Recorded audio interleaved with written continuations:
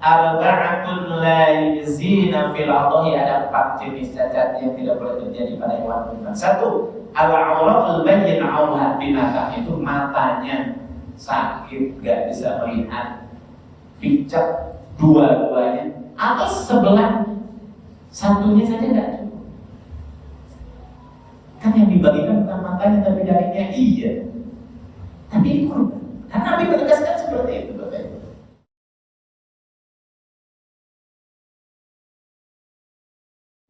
Nah, kita di sini orang yang belum mendapatkan kesempatan untuk menunaikan ibadah haji, Allah Subhanahu wa taala memberikan peluang emas kepada kita semua untuk memanfaatkan momentum di 10 hari pertama di bulan Dzulhijjah ini dengan pelaksanaan ibadah kurban yang insya Allah kita akan laksanakan kalau di sini mungkin hari Senin, Pak, ya, karena besok libur, hari Jumat itu libur juga. Nah, Bapak Bapak, karena ibadah kurban ini adalah kental dengan nuansa ritualnya, termasuk bagian daripada ibadah makhluk, di mana ketentuannya ini sudah diatur sedemikian rupa. Rasulullah sudah mencontohkan kepada kita, sehingga kalau seandainya kita tidak memenuhi syarat-syaratnya, ketentuan-ketentuannya, kita khawatir ya, kurban kita itu tidak sampai kepada Allah Subhanahu wa taala pahalanya, insyaallah. Bagaimana dalam Al-Quran disebutkan bahwa ternyata orang berkurban juga ada 2 kemungkinan, ada yang diterima, ada yang tertolak. Kisah kurban pertama kali dilakukan oleh anak cucu Adam, kisah kurbannya Qabil dan Habil. Watslu alaihim naba'a abnai Adam idh qarraba qurbanan fatuqbila min ahadihim wa lam yataqabbal min akhar. Bacakan Nabi kisah tentang 2 anak cucu Adam yang telah berkurban. Satu di antara keduanya ini diterima oleh Allah dan satu lagi tertolak. Nah, oleh karena itulah Bapak-Bapak, pada kesempatan sore hari ini kita akan langsung saja membahas seputar tentang aspek-aspek fikihnya. Kalau hikmahnya, pesan pentingnya dari pelaksanaan ibadah kurban, insya Allah sudah banyak disampaikan oleh para kasatid. Baik, Bapak-Bapak, terkait dengan hukum secara fikih, memang para ulama berbeda pendapat. Menurut mazhab Hanafi, Imam Hanafi, hukum kurban itu wajib tiap tahun bagi yang mampu. Tahun yang lalu Bapak Ibu kurban, tahun ini kebetulan ada lapangan rezeki, punya tabungan cukup untuk beli seekor kambing misalkan, maka wajib. Kalau tidak, maka berdosa. Alasannya apa? Perintah kurban itu disebutkan oleh Allah dalam Al-Quran. Fasalli li rabbika wanhar. Ada satu kaidah dalam usul fikih, al-aslu fil amri lil wujub. Hukum asal perintah dalam Al-Quran itu wajib. Itu kata mazhab Hanafi. Salat ada perintahnya. Ya ayyuhalladzina aqimus shalah, perintah salat wajib. Haji wa atimul hajja wa umrata, diperintahkan dalam Al-Qur'an. Hukumnya wajib. Nah, zakat juga sama, perintahnya disebutkan di dalam Al-Qur'an. Wa atuz zakat. Kurban wanhar. Itu. Ditambah lagi pernyataan Nabi, man lahu sa'atan wa lam yudhi fala yaqribanna musallana. Barang siapa seseorang yang punya kelapangan rezeki tapi dia tidak menyembelihnya, maka jangan sekali-kali mendekati tempat sholat, lapangan untuk menunaikan sholat. Nah, makanya kata Nabi, oh kalau begitu wajib, berdosa kalau kita tidak menunaikan. Tapi menurut jumhur ulama, mayoritas para ulama itu tidak sampai wajib, karena wajib konsekuensinya kan kalau tidak menunaikan berdosa. Betul, Bapak? Sunnah muakkad. Artinya kalau Bapak Ibu tahun yang lalu sudah berkurban, sekarang kayaknya ya kurban dulu, boleh nggak? Boleh. Menurut jumhur. Apa dalilnya? Banyak. Salah satunya apa? Yang memalingkan perintah dalam Al-Quran tidak menunjukkan wajib, pernyataan Nabi. Idza dakhala fil ashr, apabila memasuki 10 hari pertama. Nah, sekarang sudah di hari ke-8. Wa arada ahadukum an yudhi, dan seandainya ada salah seorang di antara kalian yang ingin bermaksud berkeinginan untuk menyembelih, fala yaqsami syahri wa basyarihi syai'an, janganlah engkau memotongnya sesuatu yang tumbuh bulunya, kukunya di badan kita. Dia ada kata-kata wa arada ahadu, dan kalian berkeinginan. Dipahami, oh kalau begitu berarti apa? Tidak harus, boleh tidak, tapi kalau yang ingin juga maka boleh juga, dan itu lebih utama. Cuma sunnahnya, anjurannya jangan dulu memotong rambutnya. Bapak Ibu yang jadwal motong kumis jangan dulu. Ibu-ibu yang jadwal ke salon jangan dulu gitu. Kapan? Nanti kalau sudah dipotong. Termasuk hukumnya. Itu bukan juga haram, makruh. Yang dipotong bulu kambing atau rambut pengurban, karena kemarin ramai yang dipotong itu yang nggak boleh itu bulu kambing gitu. Ternyata Bapak Ibu pendapat yang kuat dari para ulama saya baca itu pengurbannya. Tahan dulu. Apa hikmahnya? Wallahu a'lam bishawab. Di sini disebutkan sih dalam kitab As-Sahih Usul, itu salah satu di antaranya ada yang berkomen para ulama, satu, untuk supaya tidak serupa dengan saudara kita yang sedang haji dan umroh. Dalam manasik umroh haji ada ta'alul, kita ada ta'alul. Sebagian lagi berpendapat, gak apa-apa, biarlah semuanya tumbuh di bulan ini, di 10 hari pertama ini, agar ini semua nanti akan menjadi saksi kita, insya Allah itu akan dibebaskan oleh Allah Subhanahu wa Ta'ala dari sentuhan. Walau alam bismillah. Jadi begitu khilafiyah. Menurut jumhur sunnah muakkad. Kemudian bab Allah, karena hewan kurban itu beda dengan hewan yang disembelih untuk resepsi, untuk pesta, ini terikat dengan ketentuan. Ketentuan apa yang harus terpenuhi? Yang kedua adalah terkait dengan hewan kurban itu apa sih? Jenis hewan yang itu betul-betul ya sah, dicontohkan oleh Nabi, para sahabat ketika berkurban. Dalam kitab ini disebutkan la yajzi'u fil udhiyah illa al-an'am, tidak boleh dan tidak sah hewan kurban itu disembelih kecuali satu binatang ternak yang diternak. Dan yang diternak apa? Ada 4 yang diberikan contoh oleh Nabi dan benar-benar disembelih oleh Nabi. Satu al-ibil, ibil itu apa? Unta. Yang kedua al-baqar, sapi. Yang ketiga ad-dha'n, itu domba. Yang keempat al-ma'is, itu kambing. Domba sama kambing bedanya apa? Domba itu yang bulunya tebal, itu domba kan? Kambing yang ada jenggotnya. Gitu.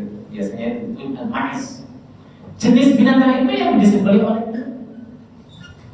Terus boleh nggak Pak Ustaz menyembelih hewan di luar itu? Contohnya apa? Pak Ustaz, saya kalau mau kurbannya kurban kambing kan mahal, saya mau kurban ayam saja.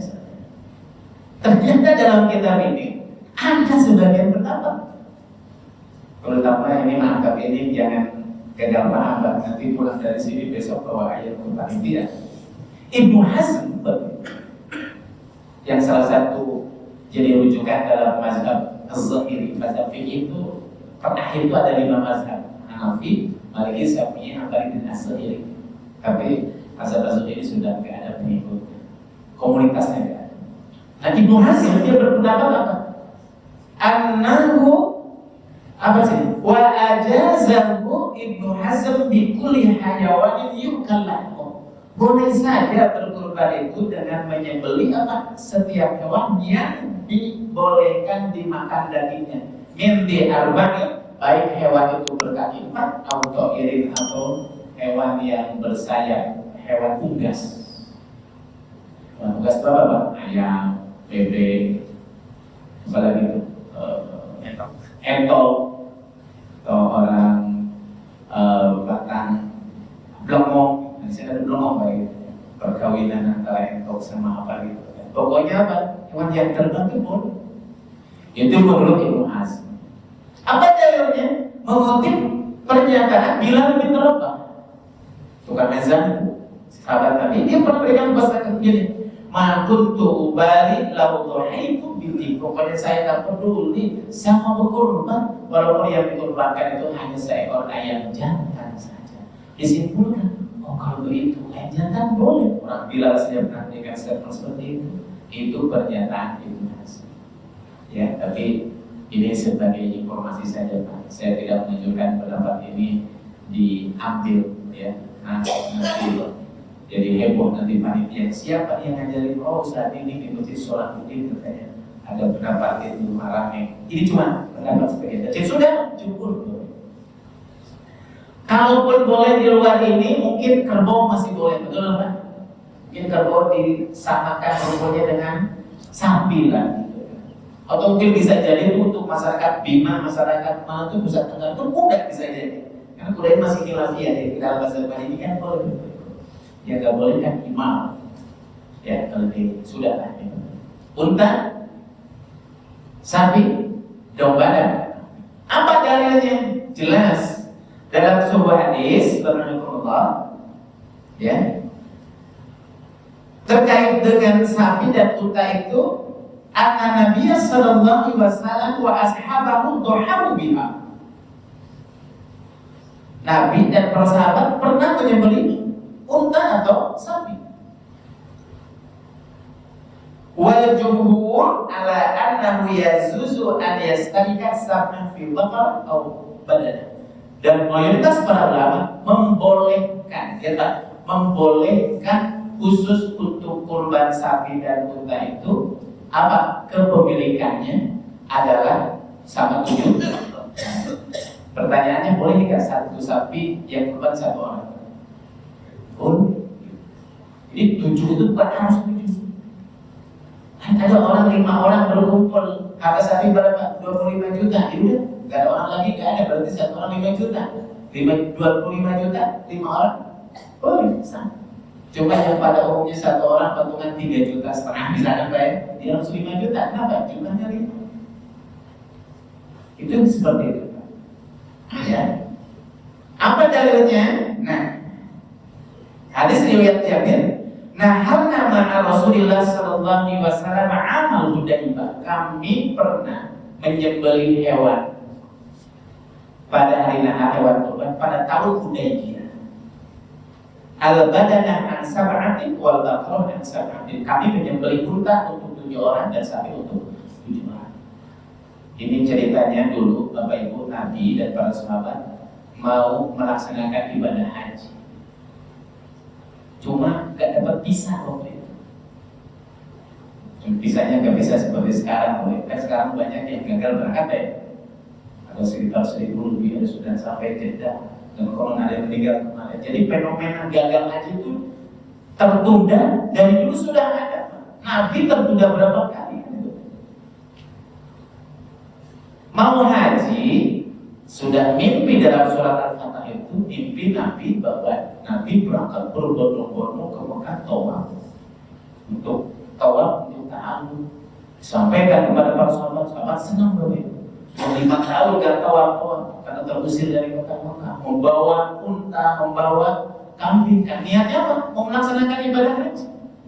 Di tengah perjalanan gak dapat izin. Kota Mekah dikuasai oleh kaum musyrikin Quraisy. Mereka gak mengizinkan. Hingga kemudian singkat ceritakan terjadilah perjanjian Hudaybiyah. Kecewa para sahabat.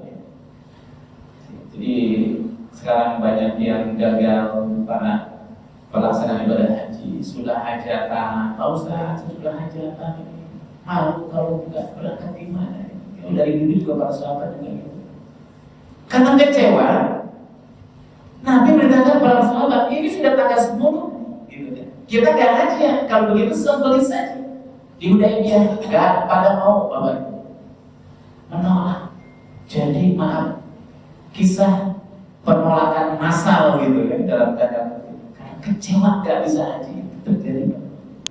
Tapi akhirnya Nabi masuk tenda, datang istri, kata istrinya Umar, dan Rasulullah gak usah suruh, gua ambil pisau, selalu sembelih sendiri hewan kurban. Nanti juga mereka itu. Akhirnya menyembelih Pak. Pada waktu itu sapi untuk 7 orang, unta untuk 7 orang. Itu dalilnya. Terus kalau kambing bagaimana? Kalau kambing 1 orang, gak boleh patungan. Tapi khusus 1 kambing itu kalau seandainya dalam sebuah keluarga, seorang suami, seorang ayah sudah berkurban, maka 1 kambing itu peruntukannya sudah cukup buat keluarganya. 1 kambing. Apa Bapak Ibu dalilnya? Suatu ketika ada seorang tabi'in namanya Aqab bin Yasar tabi'in menjumpai seorang sahabat namanya Abu Ayyub Al-Ansari. Di sini dalam hadis disebutkan, ya Abu Ayyub, hai Abu Ayyub, engkau kan sahabat Nabi, engkau pernah hidup bersama Nabi. Kami nggak bisa bertemu dengan Nabi. Dulu kalau engkau bersama Nabi di zaman Nabi, kalau kurban itu bagaimana sih? Apa kata Nabi? Ya zaman Nabi dulu kami, karena rajul, 1 orang laki-laki, seorang kepala rumah tangga, seorang suami, ya, yubati dia menyembelih itu kambing anhu wa an ahli baiti. Kambing ini kurban untuknya dan untuk keluarganya, anggota keluarga ahli baitihi. Berarti kalau di situ ada istrinya, ada anaknya 7, ada istrinya, mungkin bisa jadi ada mertuanya di situ, yang kehidupannya itu, kesehariannya itu mendapatkan bantuan, dan itu tanggung jawab dari seorang kepala rumah tangga, sudah termasuk di situ. Anhu dan ahli baiti. Hatta kata bahan nasu kama tahu, hingga kemudian dalam perjalanan waktunya akhirnya orang berlomba-lomba untuk berkurban 1 kambing 1 orang, sampai mana kaya saksikan. Itu seperti itu. Jadi apapun, seorang istri ketika seorang suaminya berkurban, kok tiap tahun kurban ayah saja, gantian dong misalkan, gak usah gini, udah kurban juga istrinya. Anaknya yang usia 5 tahun, 6 tahun, gak usah dikurbankan, gak usah disembelihkan, apa sudah cukup. Tapi kalau mau juga 1 kambing 1 orang, boleh, gitu. Yang tidak boleh beli kambing patungan 50.000, 60.000, 60.000, beli kambing 1. Nah ini kan banyak nih anak-anak sekolah ini berapa itu? Anak sekolah, kurban nih berapa? 50.000 katanya. Kurban 50.000. Oh ternyata itu patungan sekolah sebeku. 50.000 dikumpulkan ada 3,5 juta, beli kambing, diserahin ke panitia kurban. Nah itu karena kepemilikannya, uangnya juga didapatkan dengan patungan, maka itu tidak termasuk kurban. Boleh nggak? Boleh saja. Halal dagingnya? Halal. Cuma bukan kurban, sodako. Termasuk Bapak Ibu nanti kalau panitia dapat sumbangan sapi dari siapa? Dari rumah sakit, dari PT apa itu kan, pastikan ini sapinya atas nama siapa? Oh ini uangnya adalah diambil dari charity misalnya, dana sosialnya kan setiap BUMN atau apa itu kan ada dana sosial, beli kambing itu disumbangkan. Kalau itu atas namanya PT, nggak jelas siapa, bukan perorangan, itu apa? Boleh nggak? Ya boleh kita terima, tapi tidak termasuk kurban. Apa sodako? Makanya biar jadi kurban, hanya biar ini sesuai dengan syarat ketentuan. Ini memang ini uangnya adalah uang perusahaan, tapi perusahaan sudah menghibahkan kepada karyawan terbaiknya, dihadiahkan. Ini sekarang kamu kurbannya dibagi 7 orang, siapa sebutkan namanya. Bismillahirrahmanirrahim, kan itu ya, akan disembelih hewan kurban berupa sapi atas nama si fulan kurban. Ya, tapi kalau kepemilikannya tidak definitif, patungan itu sedekah saja. Ya. Jadi ini perlu dicatat. Terus kambing boleh, sapi boleh, unta boleh, domba boleh. Kalau ibadah itu kan pingin yang afdol, betul apa? Kalau ibadah itu biasanya ada yang afdol, ada yang boleh, ada yang tidak boleh. Kita ingin yang terafdol. Kira-kira hewan apa yang paling utama yang afdol kita sembelih, Bapak Ibu? Para ulama berbeda pendapat, Bapak Ibu. Menurut jumhur ulama, yang paling utama berkurban itu adalah hewan yang disembelih itu adalah mulai dari urutan termahal dan terbesar dagingnya. Pertama, unta, baru sapi, baru domba atau kambing. Jadi Bapak Ibu kalau yang paling afdol di sini cari unta dulu. Pasti harganya lebih mahal dari sapi, betul? Apalagi belinya di kebun binatang gak bakal ada yang jual.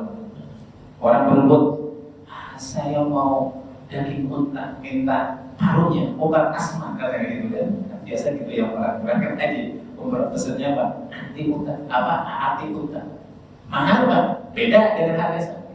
Baru sapi, baru kambing atau domba. Itu berujung. Itu apa dalilnya? Ternyata ada nasnya, ada teks. Ya kalau dasar hukum dalam Islam itu kan harus ada teks, nas, Al-Quran atau hadis. Mengutip sebuah hadis Nabi, cuma ini hadis tidak langsung berhubungan dengan kurban sebenarnya Pak. Ini terkait dengan keutamaan hari Jumat bagi bapak-bapak. Mandi kita salah yaumal Jumat, barang siapa yang di hari Jumat mandi. Mandinya apa? Ghuslal janabah, mandi junub. Jadi Pak, utamanya kalau mandi junub pilihnya hari apa? Jumat. Dari sini malam Jumat itu malam sunnah kan gitu. Karena hadisnya ini. Kemudian apa? Sumaroha, pergi di pagi, di awal pagi mungkin, masuk masjid di hari Jumat, duduk di saf yang terdepan dekat imam, dekat mimbar. Fakaan nama korban badana, maka sama seperti seolah-olah dia pahalanya kurban dengan memotong unta. Wa man ra'a fi sa'ati tsaniyah, barang siapa yang datangnya di jam kedua, duduk di saf yang kedua, saf pertama sudah penuh, saf kedua, fakaan nama korban, maka sama pahalanya seolah-olah dia mendapatkan pahala kurban dengan menyembelih sapi. Wa man ra'a fi sa'ati tsalitsah, barang siapa yang dia datangnya di waktu ketiga, duduknya di saf yang ketiga, fakaan nama korban kibasya akram, seolah-olah dia berkurban dengan menyembelih kibas. Kibas itu domba kibas ya, yang pertama. Jadi saf pertama, waktu pertama unta, saf kedua sapi, saf ketiga. Terus di sini hadis ini nggak diselesaikan panjang, karena kalau hadis yang lengkapnya itu sampai dia datangnya duduknya di saf yang terakhir sekalipun tetap dapat keutamaan. Tapi kalau yang terakhir itu apa? Fakaan nama korban barido, dia dapat pahala seperti orang berkurban, tapi yang dikurbankannya apa? Telur. Telur mungkin macam-macam, ada telur ayam, telur puyuh, ya, telur gitu. Jadi dapat apa? Disimpulkan, oh urutannya unta. Oh berarti kurban biasa. Gitu. Itu jumhur ulama. Sedangkan menurut Imam Malik, khusus mazhab Maliki, berpendapat yang lebih utama apa? Domba atau kambing. Bukan dilihat dari besar kecilnya, tapi alasannya apa? Kembali kepada hukum asal sejarah kurban adalah berawal dari kisah Nabi Ibrahim di saat mau menyembelih Ismail, kemudian wafadainahu bidhibhin 'adzim, ketika Ibrahim sudah siap-siap menyembelih anaknya, pisaunya ditempelkan di lehernya, kemudian Allah memanggil, hai Ibrahim, ganti anak itu. Diganti dengan apa Pak? Domba, bukan dengan unta. Oh berarti apa? Domba. Itu menurut Maliki. Sebenarnya gak usah diperdebatkan, boleh silakan. Yang penting yang terbaik. Jangan yang gak boleh itu. Saking bingung, Pak Ustaz saya kayak jadi korban. Kenapa? Bingung nih. Mana yang lebih utama daripada bingung saya korban saja. Biasa.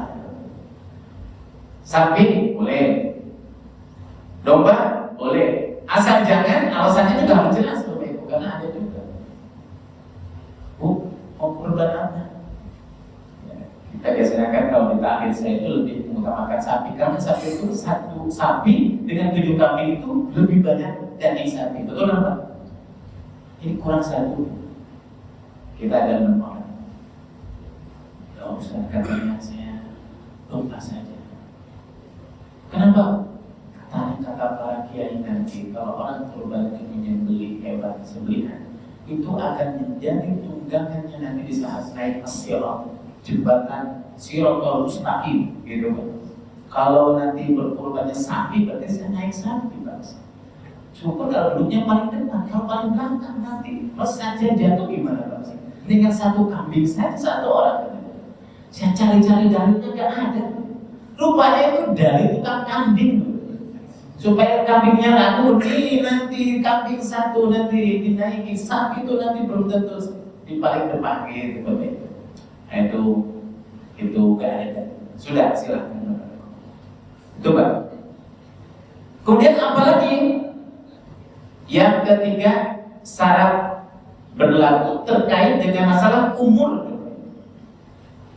Kalau mungkin akikah resepsi pernikahan gak begitu jelas, gak begitu tegas ketentuan. Sampai umur usia hewan yang seperti itu harus sudah sampai batasan minimal.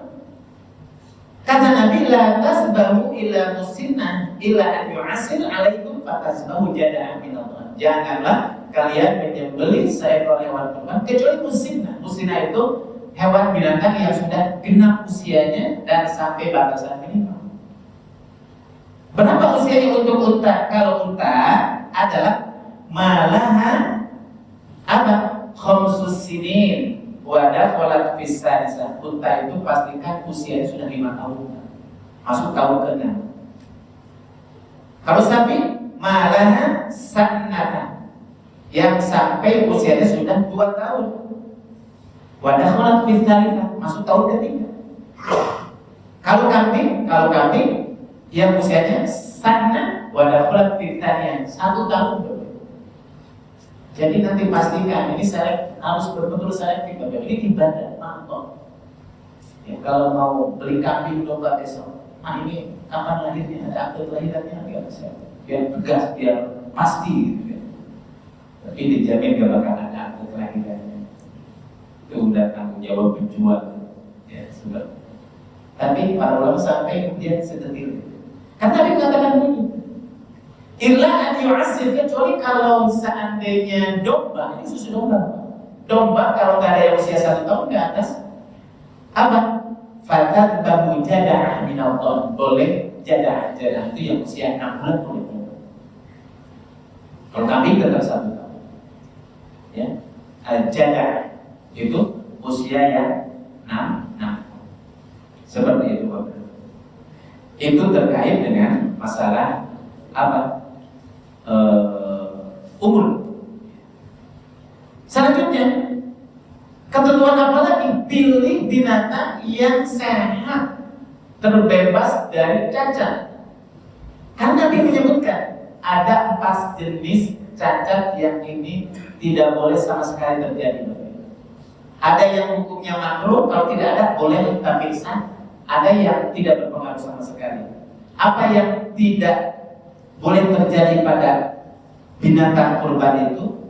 4 jenis cacat yang ini harus diperhatikan. Dengan tegas Nabi mengatakan arba'atun la yuzina fil adhi. Ada 4 jenis cacat yang tidak boleh terjadi pada hewan kurban. 1, al-auratul bayyin aurat. Binatang itu matanya sakit, gak bisa melihat, picak dua-duanya atau sebelah satunya saja tidak cukup. Kan yang dibagikan bukan matanya tapi dagingnya, iya. Tapi ini kurban. Karena Nabi menegaskan seperti itu, Bapak. Terus caranya gimana? Apa harus dicek penglihatannya, rabun ayam enggak kayak gitu, Bapak? Lihat saja cukup. Kalau para ulama itu kalau matanya bening, hitam, kalau ada bercak-bercaknya, ada selamut yang menutup, jangan. Ini matanya khusus. Ya. Yang kedua, al-auratul bayyin aurah. Ya, binatang yang kedua itu al-maridatul bayyin mauha, binatang itu sakit yang jelas-jelas sakitnya, yang kalau dipotong dagingnya akan berdampak terhadap kesehatan si orang yang mengkonsumsinya. Bahaya secara medis. Fa in kana maraduka khafifan, tapi kalau seandainya sakitnya sakit ringan, maka boleh. Nah, yang tahu sakit berat dan sakit ringan kan dokter. Penyakit yang berat apa? Antraks, sapi gila. Terus beberapa tahun yang lalu kan ada sapi banyak terserang penyakit apa yang membuat lumpuh, kan itu kukunya apa seperti itu. Tapi kalau sakit ringan, tidak berdampak ya terhadap kualitas dagingnya, masuk angin, pilek, demam misalkan, bawa sapi, bawa kambing dari Bali, Jawa Timur, diangkut pakai truk, nggak pakai tutup, nggak pernah AC, kena hujan, kena panas sampai Semarang, misalkan meriang, udah kan? Ya, sakit ringan. Yang ketiga al-arja'u bayyin arjuna, binatang itu kakinya pincang, apalagi Pak? Hati-hati. Pokoknya saya menerima kambing ini di tempat penyembelihan kakinya aman dari kesleo, biasanya diturunkan dari truk ke bawah, ya, kemudian misalkan licin, kemudian seleo patah, terpincang, jangan. Karena dasar. Yang keempat al-hazilatul lati la tunqa, binatang kurus kering, allati la makhlaha, yang tidak memiliki semangat hidup. Mungkin saking tuanya sudah gak semangat hidup lagi, berarti harganya murah. Kasar, cari yang perlu, tapi ada upah, ada harganya saja. Ini 4 jenis ini tidak boleh. Yang kedua, uyubun tukrahu fihal udhiyah, cacat tapi makruh saja. Artinya kalau tidak ada sangka apa-apa, ya, gak ngaruh apa, maqtu'atul udhun aw juz'un minhu, yang telinganya. Saya pernah melihat ada domba yang telinganya putus. Mungkin sejak lain gak ada telinganya, pernah lihat? Gak ada telinganya, boleh, aku saja. Ya. Kalau gak ada lagi, udah itu. Kebetulan gaginya gemuk, bisa kali itu kan. Tapi kok telinganya gak ada, makhluk saja. Kemudian apa? Maksuratul qarni, tanduknya retak, ya. Kadang ada kambing diikat, mungkin gatal apa, kemudian nanduk sana, nanduk sini, misalkan retak, ya, putus, misalkan ujungnya patah, maka tidak benar. Selama tidak kemudian patah sampai berdarah-darah. Nah itu kalau sudah sampai berdarah-darah, nggak boleh. Ya, cuma itu apa, makruh saja. Yang terakhir, uyubun la athar laha, cacat yang tidak berpengaruh sama sekali, yaitu ketika hewan kurban itu giginya ompong, bahkan kalau giginya gak ada semuanya, gak ngaruh misalkan, khusus untuk gigi, ya, itu Rasulullah. Baik, kemudian yang terakhir, nanti kita waktu sampai jam 4, selebihnya nanti kita bisa dialog saja. Waktu udhiyah, kapan waktu sah disembelih? Sepakat para ulama, waktu penyembelihan setelah matahari terbit, setelah sholat Id, sampai tanggal 13 hari tasrik sebelum matahari terbenam. Karena kalau tanggal 13 sudah matahari terbenam, itu sudah enggak 13 lagi, itu masuk tanggal 14. Karena Nabi mengatakan, "Man dzabaha qabla sholati fa inna ma dhahaba li nafsi", barang siapa yang menyembelihnya sebelum dilaksanakan sholat Id, ya, dan sebelum matahari terbit, maka itu menyembelihnya untuk dia saja. Dagingnya boleh dimakan, tapi tidak termasuk kurban. Wa man dzabaha pada sholat, tapi barang siapa yang disembelih setelah sholat, faqad tamma sempurna, ya, manasiknya, pelaksanaan ibadah kurban, wa asroba sunnah muslimin, dan berarti sudah memenuhi sunnahnya orang-orang muslim. Akhirnya sampai tanggal 13, ya. Kemudian apa yang diperbolehkan bagi si korban. Ada 3, al-aqlu minha, boleh makan, boleh mengambil daging miliknya. Yang kedua, at-tasaddaqu 'alal fuqara, dibagikan. Yang ketiga, boleh juga al-idkharu min lahmiha, boleh juga daging kurban itu tidak dibagikan hari itu juga. Misalkan saya mau awetkan, nanti dibagikan nanti saat-saat itu dibutuhkan. Kalau kepecek, kalau ada musibah, boleh. Ya, sebagaimana yang pernah dilakukan oleh Nabi. Ada, kalau saya masyarakat pernah punya produk daging kornet kurban. Jadi disembelihnya tetap pakai peta 10, 11, 12, 13. Tapi nanti dibagikannya itu ketika memang dibutuhkan.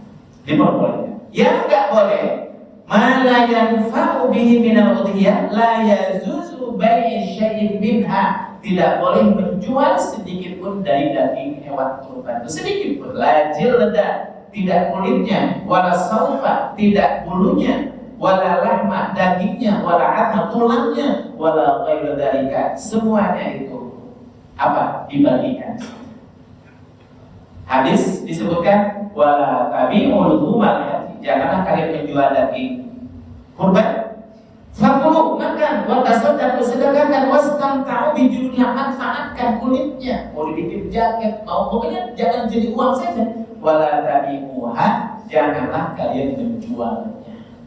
Ya. Tapi mazhab Hanafi boleh saja itu kulitnya, kepalanya, atau yang itu kalau dibagikan si penerima nggak bisa mendapatkan manfaatnya. Boleh saja Pak dijual jadi uang, tapi ketika sudah jadi uang itu sampai juga kepada si penerima. Dengan kata lain, yang tidak boleh itu jadi uang diambil oleh si pengorban atau dijadikan upah bayaran bagi si penjaga, diambil dari hewan kurban itu. Kenapa? Karena hadis yang kedua, Imam Sayyidina Ali yang pernah diperintahkan oleh Nabi, anna Nabiya sallallahu alaihi wasallam amarahu an yakuma ala buduni. Ya, Sayyidina Ali diperintahkan untuk menyembelih kurban unta milik Nabi. Jadi yang namanya panitia dari dulu sudah ada. Ini panitia itu sifat Sayyidina Ali, disuruh oleh Nabi. Kata Sayyidina Ali, wa an yuqsim bunna kulha, kami diperintahkan oleh Nabi membagikan semuanya. Luhumah, dagingnya, wa julbah, kulitnya, wa jalalah, jeroannya, wala yu'ti fi zazaratiha syai'an, kami tidak memberikan upah bayaran kepada si penjaga sedikit pun dari hewan kurban itu.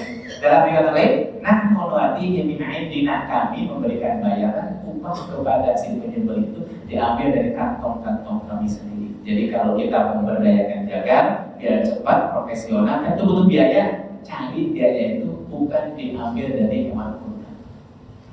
Ya, minta kepada pengorban dari awal ketika memberdayakan jagal, kayaknya ada biaya perawatan khusus. Ini sodakonya 50.000, 10.000. Nah, itu diperbolehkan. Yang tidak boleh adalah membayar upah kepada si pengorban dari kulitnya atau dari apa. Sudah kasih saja.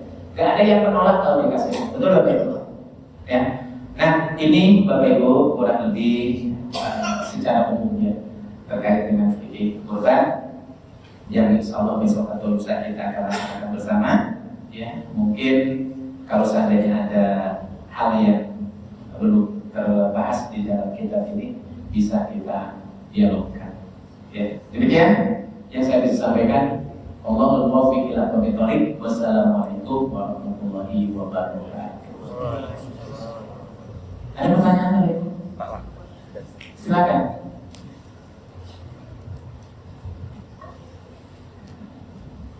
Assalamualaikum warahmatullahi wabarakatuh. Waalaikumsalam warahmatullahi wabarakatuh. Bertanya saat ini saat mengenai hewan kurban berupa kambing. Jadi sehari sebelum kurban itu kambingnya sehat, kemudian dititipkan di panitia kurban. Besoknya ketika mau disembelih, kakinya pecah. Itu gimana Ustaz? Iya, kalau jelas-jelas pecahnya, karena tadi sebutkan ya, ada 4 jenis cacat yang itu memang tidak ada toleransi sama sekali. Maka apa?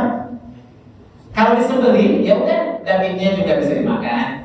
Cuma sebagai hewan kurban, dalam arti dia sudah menunaikan manasik kurban, itu nggak tercapai. Kenapa? Syaratnya nggak terpenuhi.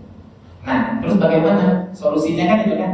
Nah, ini bisa dibicarakan musyawarah. Kalau panitia misalkan, nah ini sebagai bentuk tanggung jawab kami, kasihan misalkan ya, bahwa si kurban sudah eman-eman, sudah memang ketika memberikannya pun sudah dalam keadaan sehat, selebihnya itu tanggung jawab panitia. Kalau seandainya memang panitia bisa mengganti ada uang, itu lebih baik. Asal tidak mengecewakan siapa? Si pengurban. Tapi kalau seandainya nggak ada, ya namanya juga musibah bagaimana gitu. Musibah yang ini tidak bisa diprediksikan sebelumnya. Potong ya potong saja. Artinya apa? Halal dagingnya bisa dibagikan. Cuma syaratnya tidak terpenuhi. Kenapa? Kakinya. Dengan tegas kami katakan gitu tadi. Al-arja bayyin arjuma. Gimana itu? Kalau yang punya kebanyakan kamu tahu saya sudah serahkan dalam keadaan sehat. Ya itu berarti itu bisa dimusahin. Sementara panitianya dananya juga pas-pasan. Ya itu musibah saja disampaikan ini gak ada apa namanya dana alternatif, kami juga tidak mampu. Ya bagaimana yang di luar jangkauan kami sudah berusaha. Ini adalah ketentuan Allah Subhanahu wa Ta'ala. Tinggal seperti itu saja. Ya kalau seperti saja, tapi kan Allah Maha tahu saya seperti itu. Berarti yang pengorbannya itu dirugikan ya? Kalau dia menerima apa namanya ikhlas, ini adalah sebuah takdir untuk Allah Subhanahu wa Ta'ala, ya nggak ada yang tidak baik kalau kita memahaminya. Musibah apapun itu, ya ajabat li amril mu'min, aku bangga kepada seorang mukmin. Inna kullama asabahu khairan, baik-baik saja. Oh ini mungkin berarti belum saatnya, tapi aku terima ya Rob, karena ini ada sudah kepada Allah Subhanahu wa Ta'ala. Kecuali dari angkatnya dari awal dulu. Antisipasi. Diserahkannya dalam keadaan sehat. Iya. Sebelum kurban. Ketawanya pas kurban nggak ketahuan Ustaz. Ini pincangnya kenapa itu nggak ketahuan. Iya. Jadi pas mau disembelih. Pincang. Iya. Nah, sementara kan kalau yang kurban itu disebutkan namanya tuh. Iya. Ini gitu kan. Iya, itu musibah. Di sini sampai disebutkan bagaimana kalau seandainya ada hewan kurban yang disembelih apa? Hilang. Disebut dia tidak, bukan pincang nih, hilang, nggak ada. Apa jawabannya? Yaitu musibah. Itu di luar jangkauan ikhtiar kita. Kan itu kan? Seperti itu. Boleh diganti kalau ada, tapi kalau nggak ada ya apalagi harus diganti. Seperti itu kan? Kambing pada dia cuma menyembelih, memotong, membagikan, kan gitu kan seperti itu.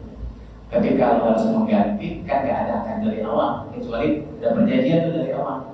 Yang jelas akannya seperti itu. Yang jelas yang tadi antisipasi sebisa mungkin jangan sampai kemudian memang hewan kurban yang sudah siap dipotong itu akhirnya tidak memenuhi syarat dan ketentuan.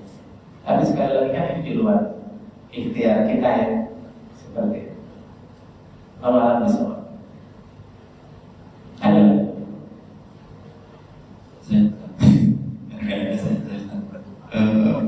ini panitia terkait masalah distribusi. Ada fenomena saat ini yang sering kali berkembang di masyarakat. Yang pertama terkait distribusi, apakah harus daging mentah atau bisa daging matang? Itu yang pertama. Terus yang kedua, jadi apakah non muslim itu berhak atau bisa didistribusikan kepada pihak non muslim? Ini ada dua hal ini untuk terkait distribusi daging kurban. Baik Bapak Ibu, kalau kurban adalah memang sunnahnya itu daging mentah dibagikan. Beda dengan akikah. Kalau akikah itu yang menerima diundang untuk makan bareng gitu. Tapi kalau kurban langsung kata Nabi apa? Kulu, boleh si kurban ngambil untuk dimakannya. Tapi selebihnya apa? Bagikan. Watasodan, berikan langsung dari mentahnya seperti itu. Tapi boleh nggak kalau kita masak kemudian bagikan? Ya boleh juga sebenarnya. Itu nggak ada larangan. Cuma kalau kita melihat kepada cerita kisah kurban dengan akikah itu beda. Ya, jadi sudah bagikan saja mentah. Seperti itu, nggak masalah. Itu lebih utamanya seperti itu. Kemudian yang kedua, terkait dengan masalah. Oh, boleh nggak? Boleh nggak masalah. Tapi dengan catatan apa? Dengan catatan bahwa umat Islam sudah mendapatkan dengan maksimal seperti itu. Tapi boleh nggak? Boleh. Kenapa? Karena kurban itu kalimat yang lain dalam hadis Nabi itu kan hadiahkanlah, kan? Berikanlah seperti itu. Maka di sini tidak terikat, tidak hanya untuk umat Islam semua, orang lain muslim juga mendapatkan. Yang punya tetangga, misalnya kita kurban, nih saya habis kurban ini boleh nggak masalah? Seperti itu. Beda dengan zakat ya, beda. Nah, kalau zakat sudah jelas, zakat itu ada amil, ada mustahik, ada 8 asnaf. Kalau kurban ya kurban dan nggak ada amil juga dalam kurban itu seperti itu. Hadiah karena berikanlah seperti itu. Jadi kalau kurban itu lebih kental juga dengan nuansa pesta makan-makan itu, mayor bahasa kita, ya. Namanya juga ain. Ini itu identik dengan makan bersama sebenarnya. Yang tidak boleh itu apa? Membayar upah, gitu kan? Bayaran kepada orang yang kerja dengan dagingnya, seperti itu. Tapi pada prinsipnya semua tetangga kita yang hadir di situ mendapatkan manfaat dagingnya itu, maka tidak ada boleh nggak masalah. Cukup belum?